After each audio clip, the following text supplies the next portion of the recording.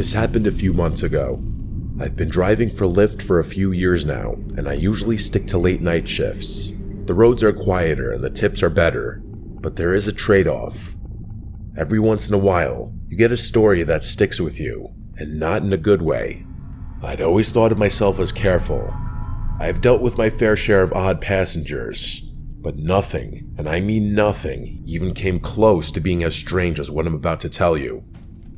I didn't have a dash cam at the time, and that night was the main reason I installed one.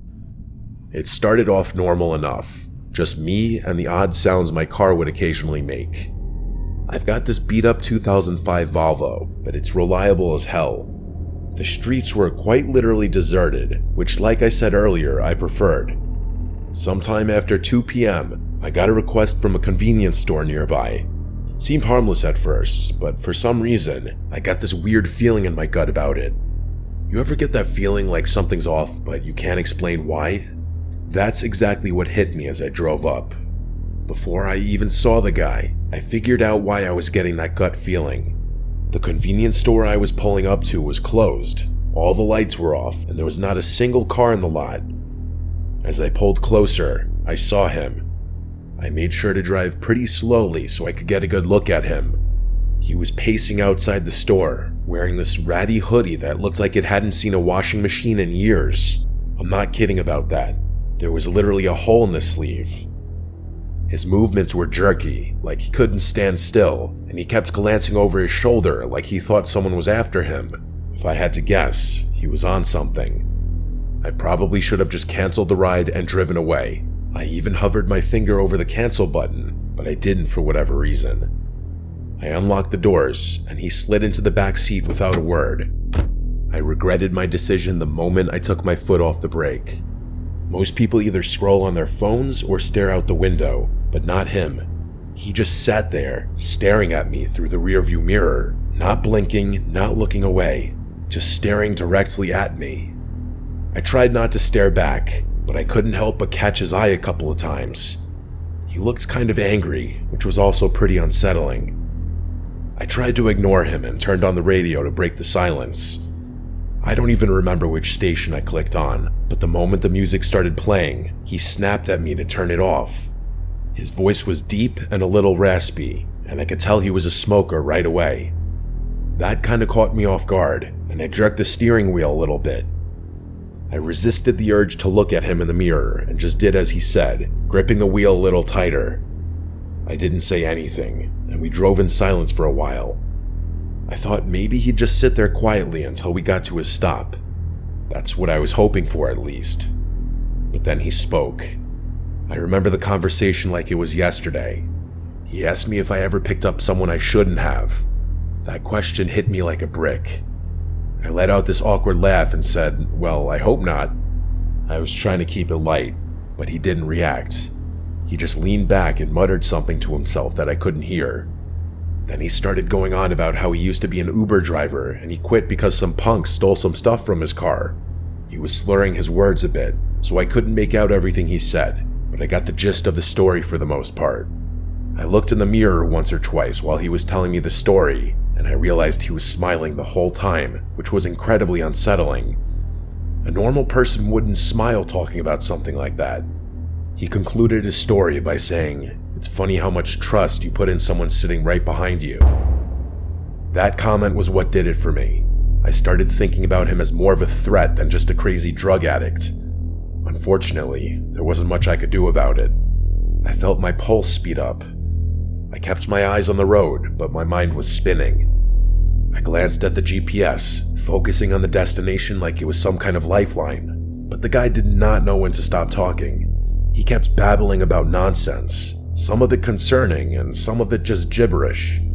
I honestly couldn't keep up. Eventually, he started apologizing to someone, although I don't think it was me. He began insinuating that he had just done something awful and that he was a bad person. He kept saying, "I didn't mean it," repeatedly, followed by a few frantic "I'm sorries." I didn't respond, worried that he'd do something if I did. I didn't know what he'd done or what he was capable of, but I wasn't about to find out. We were only a few minutes from his stop when he snapped out of his muttering haze and yelled at me that I had missed the turn. I didn't miss it. The GPS clearly showed we were on track, but I slammed on the brakes anyway, mostly out of fear. He demanded that I pull over, so that's what I did. My hands were shaking at that point. I just wanted the nightmare to be over. As soon as I shifted into park, headlights appeared behind us. It was a police car. I said a silent prayer and watched as it crept down the road, its spotlight briefly sweeping over my car. The guy in my back seat slouched down like he was trying to stay out of sight. I turned my head and saw him lying almost perfectly flat on my back seat with his eyes closed. I whipped my head back around before he saw me, trying to keep my breathing steady. He stayed in that position for a really uncomfortable amount of time. I wanted to ask him to leave, but decided against it. Eventually, he lifted his head and told me I had gotten lucky. Before I had a chance to do anything, he opened my car door and disappeared. I ended up calling my shift short after that. I was shaken up and didn't feel like driving around anymore. It wasn't until a few weeks later that I came across something on my phone that proved how dangerous of a situation I had been in. According to a news article, a convenience store had been robbed on the night I picked up that passenger. It was 2 blocks from where I had picked that guy up. It makes me sick knowing I was inches away from a dangerous criminal who could have harmed me if he had chosen to. I'm a little scared to contact the police about this. I try to avoid law enforcement for various personal reasons I won't get into. I'm not really sure if my report would even help. Either way, I'm much more cautious about who I let in my car.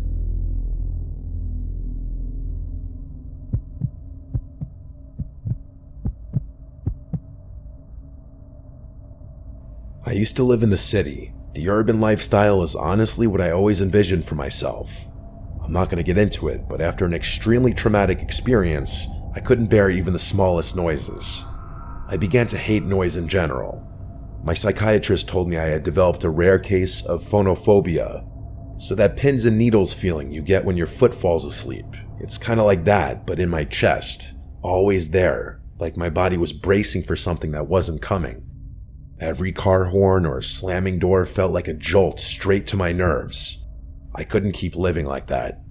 About 3 years ago, I found a cabin buried deep in the Pacific Northwest.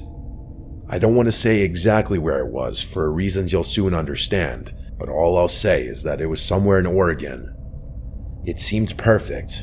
Very few neighbors, no traffic, barely any cell service.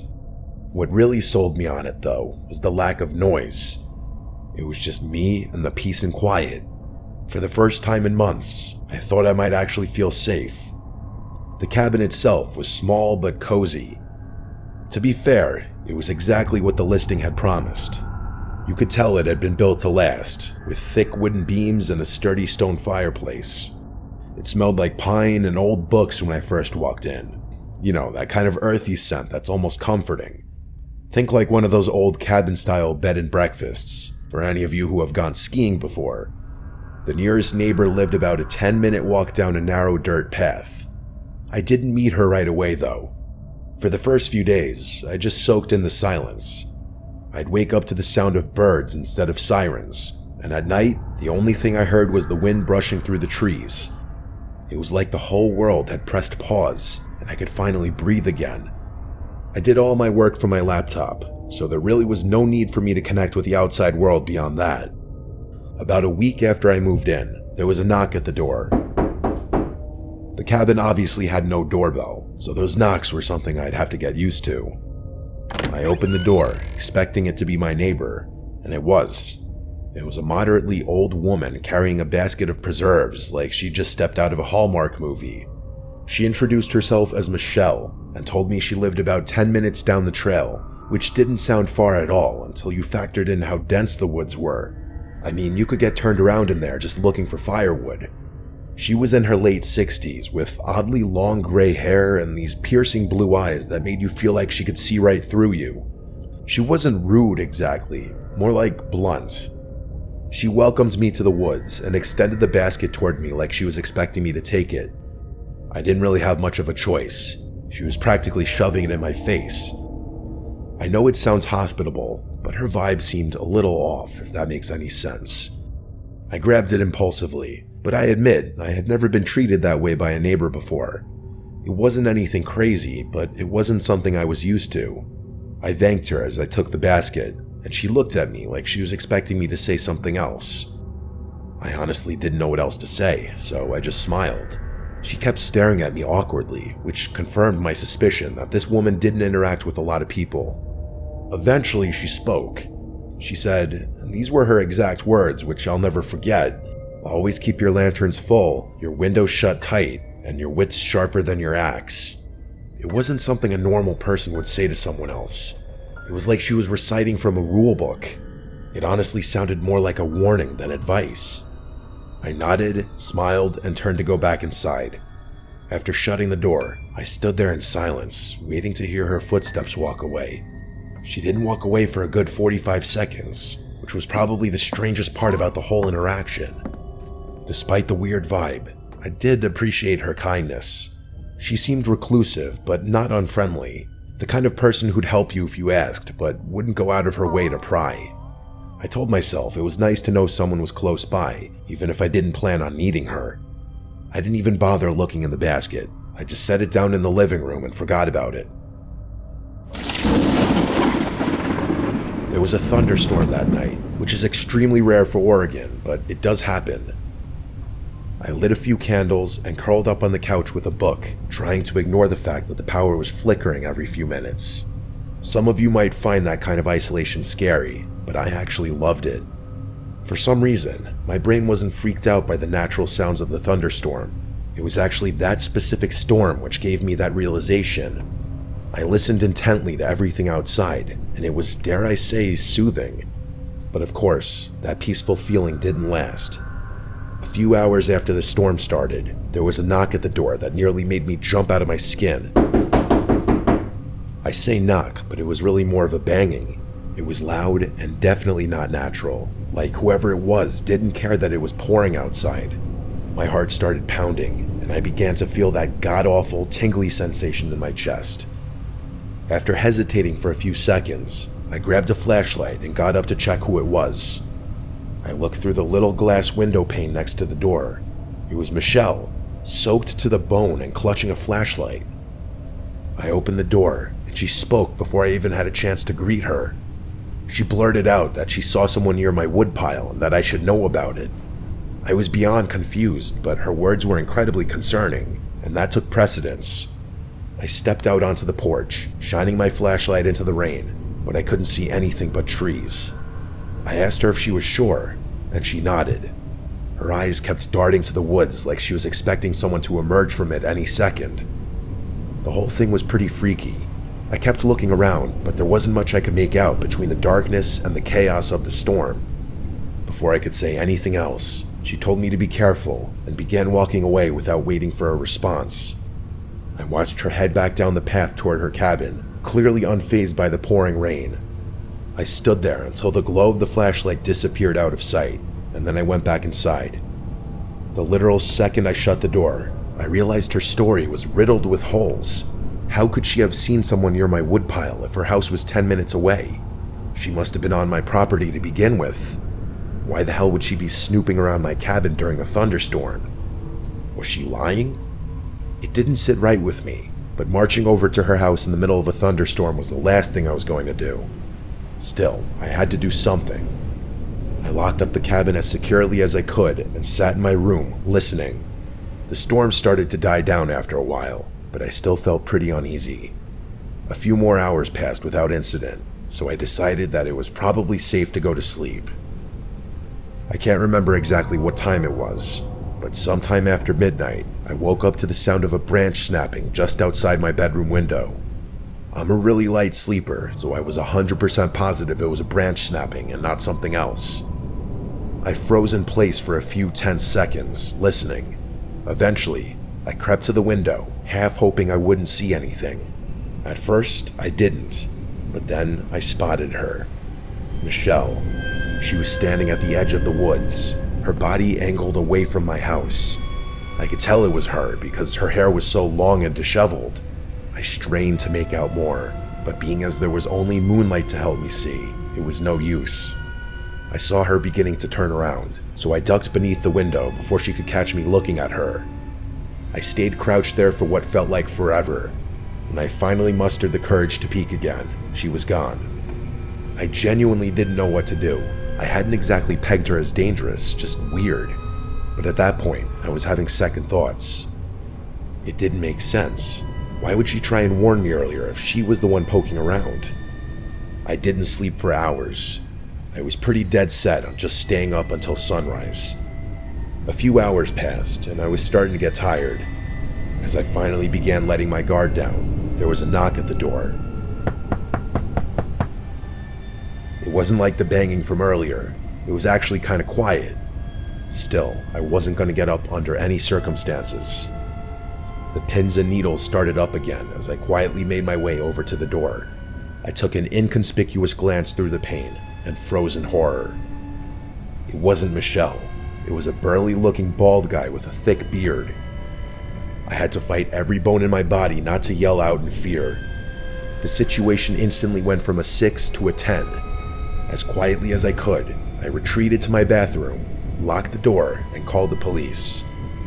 As I was on the phone with them, I started to hear banging on the front door, like someone was repeatedly smashing it with a heavy object. The operator told me help was on the way and instructed me not to hang up. I sat there more terrified than I'd ever been in my entire life. Eventually, the front door gave way, and I heard it crash open. I genuinely thought I was going to die. That man, whoever he was, started smashing things in my cabin. At least that's what it sounded like. All I could hear was the sound of glass breaking and wood splintering. I didn't dare make a sound. Luckily, that man didn't seem to look for me, because I never heard his footsteps leave the living room. Eventually, the smashing sound stopped, and I was sitting in complete silence again. I had been fighting off a panic attack the whole time. To my surprise, the police actually arrived pretty quickly, but not soon enough to catch that guy in the act. He was long gone. I pleaded with the officers to help me out, but they were downright useless. They did a pathetic search of the surrounding property, but that was it. They wouldn't even agree to search the woods, saying that it was too dense and they were unlikely to find him there anyway. I begged them to accompany me to Michelle's house at least, which they agreed to. When we got to her property, my jaw literally dropped. The entire cabin was abandoned. The cops confirmed this and said no one had lived there in decades. I told them they had to search it for squatters, but they told me there was no reason for them to do that. They tried to tell me that there was no clear signs of habitation, so it would be a waste of time. I damn near lost my mind when I heard them say that. I tried to argue, but they more or less told me that living in the woods was a risk I was taking and was not their problem. They left after that, which infuriated me. I obviously moved out of that cabin, but not before spending one more night there. It was awful, but I made it through without anything happening. Things have been good for me since then, but I still constantly think about this experience. Some of my superstitious friends have theorized that Michelle was actually a spirit that was trying to protect me, and that she was really just trying to watch over my property for whatever reason. I don't believe in the paranormal, so I think it's much more likely that two people, her and that man, had been squatting in that abandoned cabin. I just still don't understand why they decided to target me, or why Michelle would bother to warn me if she were planning on breaking into my house. I don't think I'll ever know.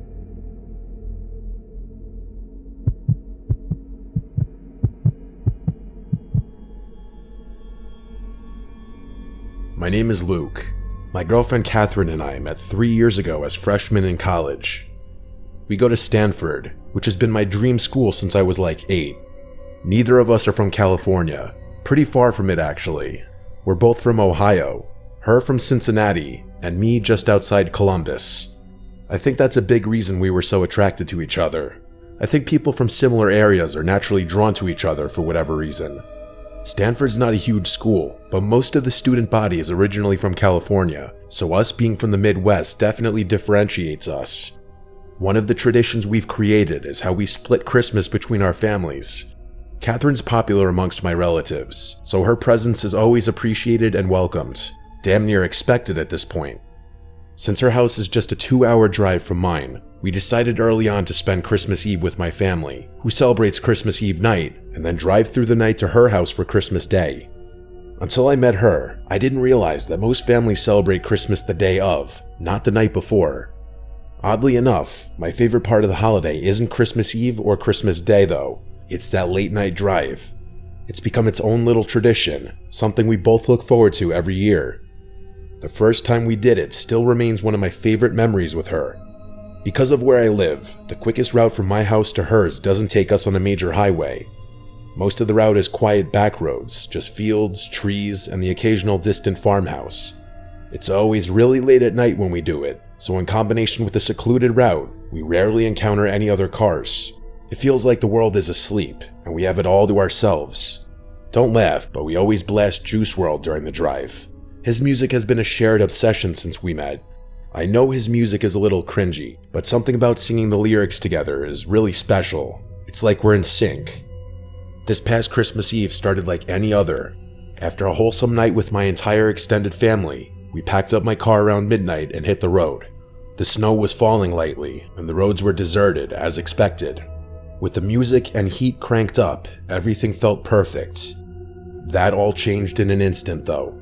What I'm about to describe to you is still one of the most unsettling things I've ever experienced. Probably the most unsettling thing. I was driving along when the music was interrupted by my phone ringing. I glanced down, a little irritated that I'd be getting a call this late. It was an unknown number.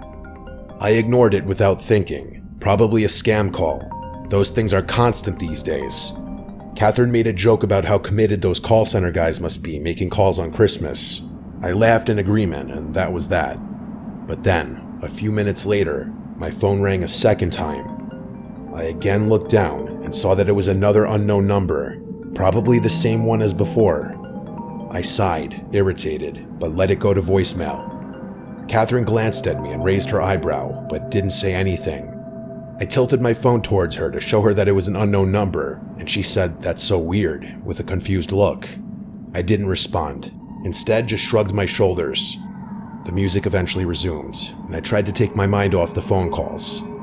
But of course, not 2 minutes later, my phone rang again. I was pissed at that point, cursing under my breath as I fumbled wildly for my phone. I snatched it from the console and swiped aggressively across the screen, ready to tell whoever it was to screw off for spamming my phone. I could tell I startled Catherine, as her body tensed up with my sudden movements. In hindsight, I probably overreacted, but I was sick of being harassed. I basically barked hello into the phone with as sharp a tone as I could muster. I expected the scam script to begin, but I was instead met with silence. I turned up the volume in my car and immediately picked up on a faint static coming from the other side of the line. I was about to hang up when a man's voice spoke. The voice didn't belong to anyone I knew. "Hello, Luke." I was so caught off guard I nearly swerved off the road. I couldn't speak. I felt my whole body starting to itch, which always happens to me when I'm nervous. Before I could respond, the man continued. He started reciting personal information, my full name, my address, details about my life that no stranger should know, details that no stranger could know. My mind was racing, trying to make sense of it. I wanted to pull over on the side of the road, but I kept driving like I was in some kind of trance. I considered shouting at him, but decided that anger wasn't the best resource in a situation like this. After he paused for a few tense moments, I finally spoke. I asked him what he wanted in a steady voice, trying to hide the fear I was feeling. The voice paused before delivering the words that made my blood run cold. He said that he wasn't here for me, that he was here for Catherine. Hearing my girlfriend's name was about 100 times more terrifying than hearing my own, and the horrified expression on her face told me that she was just as shocked as I was. I blurted out that I didn't know a Catherine, that he must have the wrong number. The man chuckled before saying, "She's sitting right next to you." That was too much for me. I pulled over on the side of the road. I had no choice. My hands were literally shaking in fear.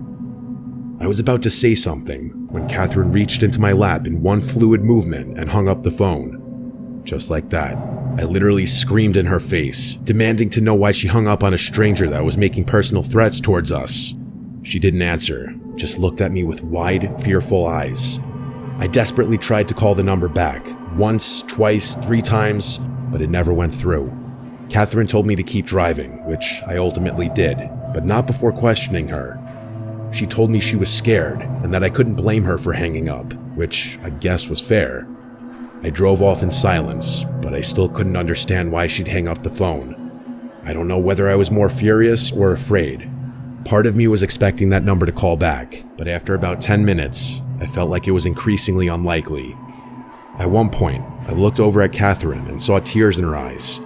She told me she didn't feel safe, which I empathized with. Something in the pit of my stomach gnawed at me, though.